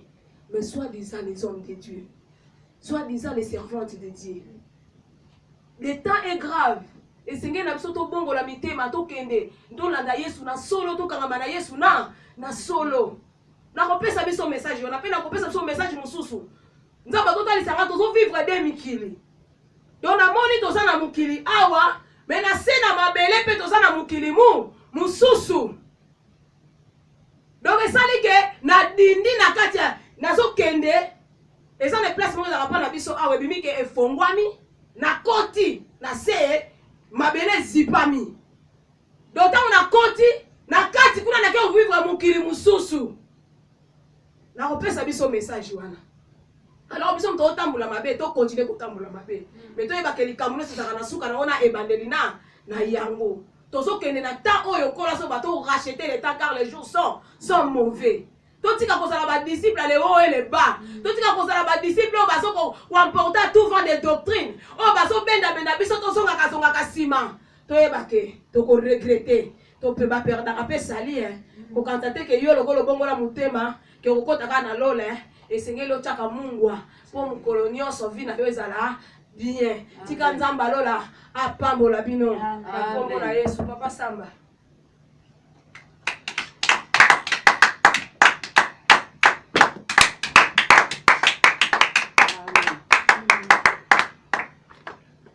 Amen. Amen. Ça va pambola bino. Amen. Inga koloba ezali mettre ba muke parce que thème ko continuer. Ce qui est important, la thème Oyo, balobi na biso, suis vraiment un vrai disciple de Jésus? C'est une question qui est posée. Chacun de nous a sa belle réponse. Je voulais tout simplement vous dire que dans la vie chrétienne, comme je l'ai dit souvent, la vie chrétienne n'est pas vraiment difficile. La vie chrétienne est très facile. À une seule condition, Otika Saint-Esprit Atambusayo. Je voulais te rappeler ceci, que tu puisses être Gabonais, Gabonaise, Congolais, Congolaise, Angolais, Angolaise. Tu dois profiter à cela, bien-aimé. Vous savez qu'aujourd'hui, c'est la 59e fête de l'indépendance de la RDC. Je voulais dire à toi aussi, bien-aimé, tu peux aussi profiter de cela dans l'indépendance de la vie chrétienne. Amen. Parce qu'il y en a beaucoup qui ne sont pas vraiment l'indépendance de Bangote. Qui se disent que non, je suis chrétien, mais Aza indépendant, indépendanté. Elle est toujours contrôlée par le Dieu de ce monde. Alors pendant que la Bible déclare que Christ était venu pour sauver l'humanité, car Dieu a tant aimé le monde, il a donné son Fils unique afin que quiconque croit en lui ne périsse pas, mais qui ait la vie éternelle. Jésus nous a libérés entre la main du pauvre diable. Il nous a donné la liberté totale, l'indépendance totale. Mais aujourd'hui, il y a des chrétiens au bazar d'indépendance. Ils sont manipulés par les pauvres diables. Tu peux les voir, là, bien-aimé, en train de prêcher la bonne nouvelle. Mais Aza la liberté, Aza sous-contrôlé par les pauvres diables. Il peut prononcer dans sa bouche le nom de Jésus. Mais il faut savoir quel Jésus qu'il vous prêche. Quel Jésus, quel évangile Aza que vous prêchez. C'est ça le grand problème. La parole dit, on donne que ce qu'on a. Pierre dit à cet homme paralytique, je n'ai ni l'or ni l'argent, je t'ai donné. Ce que j'ai, je te le donne. Pierre avait donné à cet homme Jésus-Christ de Nazareth. Vous savez que bien aimé, aujourd'hui, nous osons de dire Amen, Amen, Amen à n'importe qui. Et la façon dont nous disons Amen. Quand nous disons Amen, nous recevons automatiquement ce que la personne est en train de dégager. Il y a d'autres prédications, d'autres messages à Roba Amen était. Parce que les bien aimés, je le dis souvent, il faut l'identification. Si tu n'arrives pas à identifier une personne, bien aimé, et vous avez un danger, l'ikama na vie na yo. Yo oluka l'ipanda na yo. Au combat totalement libre. Mais moutou azote onem sa la liberté. Moutou azote parfois ça la liberté. Ozomona te que non, l'indépendance na yo, et kozala, comment dirais-je, et kozala camouflé la ténèbre moko boye. Ba conduit yon erreur, parce que la Bible dit, un aveugle ne peut jamais conduire quelqu'un qui voit. Luka indépendance, bien aimé. Luka indépendance. Il faut au Luka yango profiter de quoi dans les 30 juin RDC. Il peut Luka l'indépendance chrétienne. On a totalement libre. Amen. Alléluia. Amen. Tu verras que la Bible est claire. Hein? Un fils doit honorer son papa. Un maître, un serviteur doit honorer son maître. Dans Malachie. Une personne qui prêche la parole de Dieu, qui n'est pas de Jésus, a honoré son papa oyemoko ayebi. Son maître oyemoko a ayebi. Et tant que vous amen bakabande boana, oza ko honorer nzambe na ye, papa na ye, maître na ye, oyo za la connaissance te. Nous devons être comme les chrétiens de Berne. Quand on leur dit quelque chose, bah vous pouvez les écrire, les écritures. Pourquoi on est là rappel nzambe? Motonga na so na sikoyo. Ata ba mtu sa miracle na ndenge na ndenge, puis l'Éternel Dieu, nzambe a identifié mutu wana. Amen, amen. Parce que nous tous, bien aimés, il y a autant des appelés, mais il y a peu qui sont choisis pour prêcher la bonne nouvelle. Jésus avait au moins 72 disciples, mais il a fait le choix des 12 seulement. Et parmi ces 12-là, moins un. Mais je suis pas Kendawan. Après, vous avez pour que tu aies la bonne nouvelle, mais ça dit choix qu'il y a 12. Parmi les 12, nous avons la Kuana, Kayam Pemba, Gina Pumbuka. Gina Pumbuka. Monté qui bat tout.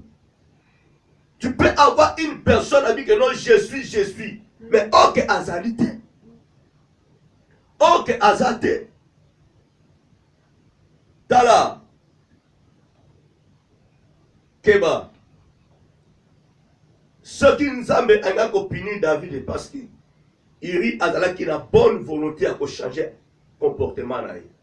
Il a changer l'identité. Il était un étranger. Dans l'armée israélite. Ce qui nous a étranger ou étranger ailleurs pour changer l'identité au premier pour l'année. Il faut que tu puisses aider la personne pour qu'elle a changé l'identité. Mais David avait privé Iri. Voilà pourquoi la colère de Dieu s'enflamma. Un étranger peut venir aujourd'hui pour changer l'identité. Ceux qui ont privé mais il y a aussi des Iriennes. Alléluia, maman, pour savoir qu'on vient des Iriennes. Balinga ko changer te. Mais na munoko, na boye, na yes, tala ba mswasa biloko na rivalité. Mais ça la capacité wana te. Amoni moto mo koto azoteya, ye pa telmi pona teya. Moto abali, na pe pona luka mobali, na ba Pierre za ndeni. Pierre David ezaki ndeni. Pierre David c'est comment? Nzambe, boma iri, nazo batcheba. Mobali abatu, mwasi abatu. Prière nous a chrétien, aux autres chrétiens, aux disciples. Aux autres disciples, mais ta prière à toi. Aux autres mobali abatu. Aux autres la mwasi abatu. Tu as plutôt prier maintenant. C'est na oyo lingi nzambe. Na lingi mobali piasse rosa. Boma rosa. Ngana zoye. Nzambe. Na lingi piasse rosa. Il y a Nissé, Boma Rosa, Ngana Zoye. Est-ce que nous avons prié? Mais Tala, Aïpe Oteya, Teipe Bino, Teibino, Nzambe, Yesosa Malamu, Yesosa Bolingo, Nzambe, Kanga Papa Gisto, Ngana Nazo Mama Yura. Tenez au télémélayo. Alléluia. Et qu'on télémélayo. Zabalinga soko kenzambe buma rosa ngana so papa ni senzama telebe. Amen. Alléluia. Et ça va prier à David. L'homme selon le cœur de Dieu, mais ça va n'aime makambu na yete. Ça va kolinga yo, mais ça contre tes comportements. Ça contre ba agissement na yo, ça contre ba pensée na yo. Tout est permis, mais tout n'est pas utile. Nous sommes utile na un vrai chrétien. La Bible, la côté makambu c'est parce que dans le petit message, tu as compté le troisième volet. Alléluia. Amen. Je sais que maman cité.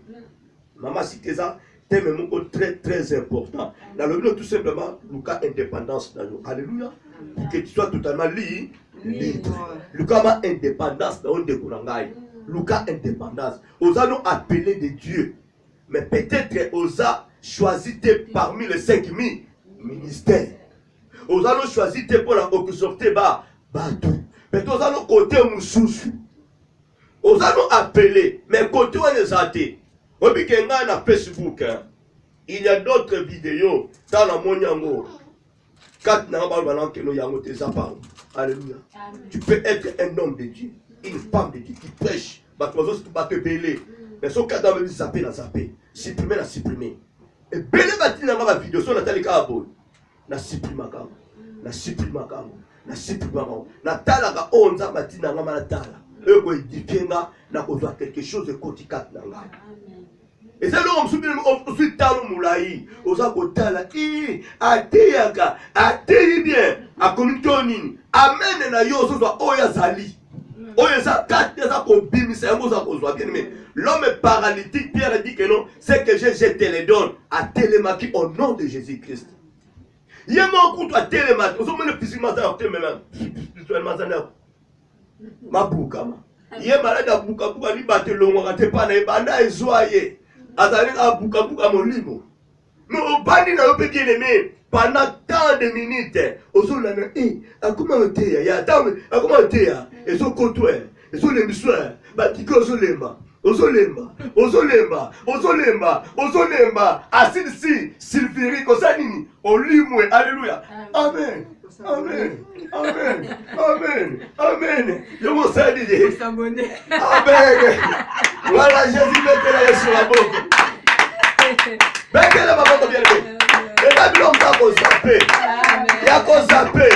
Amen. Dans les autres, et tamboula mingi. Et ça blanc fait à cause zapper autant supprimer au supprimer mais ça me fait qu'on supprimer qu'on t'a langoté. Je dis à tout moment on a la sepelaka mon temps a découvert dans la Facebook il y a coûté dans ngai hein à mon ibiso ce qui peut que nous bêta na nous bêta na la salle anéamo ça nini au mon ibiso alléluia mais yo au mon amututé comme Yesu. Il était mort à cause de nos péchés. À cause de vos péchés. Hein? Jésus était mort à cause de vos péchés. Pour la soumou na yété. Pour ya bino. You peux dire Amen. Évangile à ma paix. Amen. Yes. Eh, matin spirituel, Amen. Alléluia. Amen. Yes. Bien-aimés, recevez Jésus, recevez les miracles. Comment Jésus était mort à cause de vos péchés et non, il y a péché dans moi. Quand nous péchons, on se sent de la bisou. Nous allons délivrer ou pas. Dans notre terre, nous avons chance. Voilà pourquoi thème de nous c'est là que nous, on est ensemble. Suis-je vraiment un vrai chrétien de Jésus? Maintenant, tu es vraiment un vrai disciple de Jésus. Pose-lui la question maintenant, tu es bon de Susanna.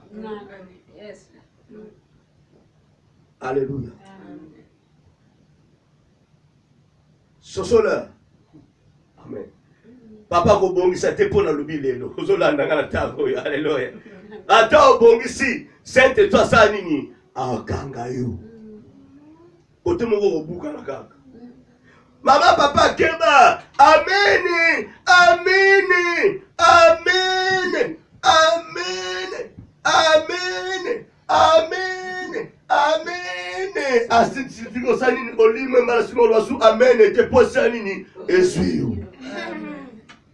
Suis vraiment un vrai disciple de Jésus-Christ. La parole déclare aux disciples de Jésus, ceux qui font la volonté de Jésus-Christ. Un vrai fils honore son papa. Un vrai serviteur honore son maître. Examinons-nous maintenant, bien-aimés. Autre chose qu'on peut s'en tala. Ni n'est pas fait. Tout ça la erreur na biso. Chacun de nous a ses erreurs. Alléluia. Chacun de nous a ses erreurs. Mais attention. Et dans la erreur était que non, il y a un autre Dieu. Il y a un autre Dieu. Alléluia. Et dans la erreur était un autre Dieu. Bien, mais je connais une personne qui priait Dieu, qui priait au nom de Jésus. Mais à peine de compte. Dans la zone, on a une tablette, on a sama coronaï. Alléluia. À une tablette, on a sama coronaï. Il y a moi aussi. Azako lokana donc nga. Azolanda nga ma tablette, a une sama coronaï. Parce que c'est même point noté. Nga na bolandile boyo. A pumuli ma coronaï. Azolanda te. Sikoyo, wane ya nzambe tu nzambe te. Alléluia. Mais bon, comment on a eu pas de théâtre le banzambe? Azo péché là-bas en nouvelle. Mais nous avons biloko moko ya cessé à côté tablette na sama ko ba mo dire. Talobi moko so comme pasteur akweya. Bon de l'ensemble. Attention pourquoi l'homme de Dieu a pris. Amen. Tout ça va combat ma casse. Tout ça va combat ma casse. Je n'encourage pas à un fils de Dieu, un vrai servant, comment dire, un vrai disciple de Jésus. Le nom de papa non a erreur. Au tiki au café malamu kwa za nzambete. Alléluia. Vous pouvez pas pourquoi ça wana. La première chose bonne dans l'ensemble, pourquoi papa ya pour nandeko oyo. Ce qui laissait aller Ezali, côté à moi si nae papa akoué. Ce qui laissait aller Ezali côté à mon bal nae maman akoué. Alléluia. Maman akoué. Yo moni papa akoué maman. Aza nzambete. Papa na pe mi bazaka nzambete. O ba sala publicité boso ba oni bazaka nzambete. Parce que nul n'est parfait. Je n'encourage pas le mal. Nul n'est parfait. Mais pour savoir, bien aimé, ma faiblesse est à la cas. En tant qu'être humain. Alléluia. Mais cela n'est pas dit que non, on me dit que na chair et banda kotambu sayo. Il faut dominer parce que le Saint-Esprit qui est à toi et qu'on peut sa chair non ma casse et dominer et l'eau yamo kili. Et ça la parce que nous ne voulons pas donner l'accès au Saint-Esprit de nous façonner le lingue Ali. Il y a un que non, vie chrétienne est facile, elle est très facile. À une seule condition, il y a que Saint-Esprit a konzayo. C'est la vérité. Ce que Saint-Esprit est, aux anneaux il y a vrai, il y a faux. Parce que cette esprit soit placée, la chair qui domine maintenant à toi. Comme la chair va dominer, bah maintenant, tant qu'on regretter ma casse à l'exemple de David. L'homme selon le cœur de Dieu. Mais il a laissé que la chair puisse lui dominer. Et non que l'esprit est dominé et contre la chair. Cela n'est pas dit que David a qui a faux. Mais il y en a bien aimé, Azana a faux. Et Banilti Souka, Azana a faux. Moi, mon sang dans la coupe. Amen. Voilà dans toutes choses. Amen. Na omoni mutu akwesa mesa l'erreur mo bonela nzambe. Bonela nzambe parce okoyeba motoyo eza na erreur nini. Est-ce que c'est un nzambe toi c'est un nzambe te? Beaucoup de gens bien aimés ba abandonner ba vrai serviteur de Dieu pour la erreur moka moke akene sika moko boye, il y a plus dangereux que ya moka moye mo baby sokole. Alléluia. Bien aimé Lucas indépendance s'il te plaît.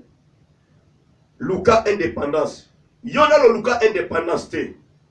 Na ko invito futa même bien que ne rapide na Congo. 59e fête d'indépendance à Congo. Alléluia. Osala totalement libre. Vous connaîtrez la vérité vous affranchira. C'est cette liberté et qu'on rend totalement libre que personne lipanda chrétienne. Il y a indépendance, on a condamné. Aucun déboyé. Attends, au thème, comme Jésus Christ, soit quand Jésus. Comme Jésus-Christ de Nazareth, soit quand Jésus. Si vous pouvez, Asa Nda Matani Jésus, quel Jésus a prononcé. Pas besoin de commettre Jésus-Christ de Nazareth, à son montou. Admis Jésus de Londres, d'Afrique, de Rome, mais pas de Jésus-Christ de Nazareth, c'est tout un problème. Alléluia. Yo besoin à comme la combo na Yesu. Amen. Amen. Amen. Amen.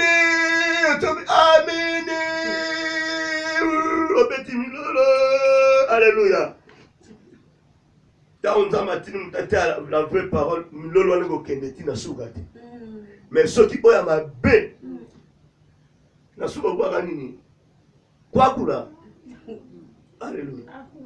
Akula, akula, akula, akula.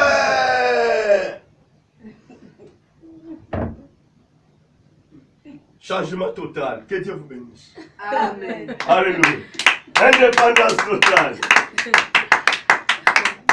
Amen.